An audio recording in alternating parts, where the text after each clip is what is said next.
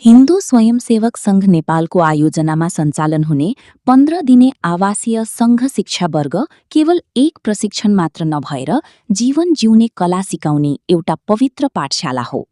देशभरिका विभिन्न स्थानबाट आएका स्वयंसेवकहरूका बीचमा सञ्चालन हुने यो वर्गले व्यक्तिमा अनुशासन, नेतृत्व क्षमता र राष्ट्रप्रतिको जिम्मेवारी बोध गराउँछ।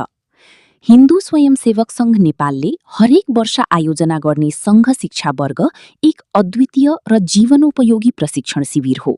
यो 15 दिनको आवासीय वर्गमा स्वयंसेवकहरूले आफ्नो घर परिवार र सुख सुविधालाई त्यागेर एक अनुशासित र सामूहिक जीवनको अभ्यास गर्छन्।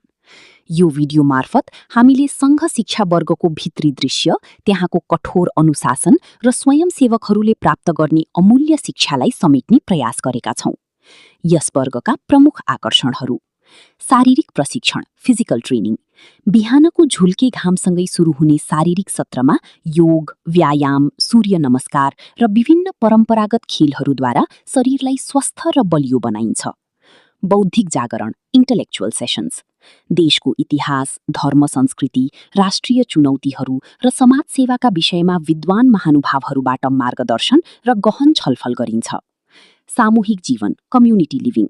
जात, धर्म र भूगोलभन्दा माथि उठेर एउटै भोजनालयमा भोजन गर्ने र एउटै हलमा बस्ने अभ्यासले वसुधैव कुटुम्बकमको भावना जागृत गराउँछ। अनुशासन र समय पालन। सेकेन्डको महत्त्व बुझाउने दैनिक तालिकाले स्वयंसेवकको जीवनमा ठूलो परिवर्तन ल्याउँछ। नेतृत्व विकास, समूहमा कसरी काम गर्ने र समाजलाई कसरी नेतृत्व दिने भन्ने प्रयोगात्मक अभ्यास यहाँ गराइन्छ। किन आवश्यक छ सङ्घ शिक्षा वर्ग?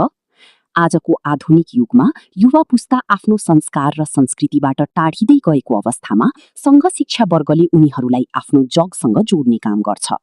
यहाँबाट दीक्षित भएका स्वयंसेवकहरू समाजको हरेक क्षेत्रमा एक जिम्मेवार नागरिकका रूपमा प्रस्तुत हुने गर्दछन्। आफू बदलियौं र समाज बदलौं।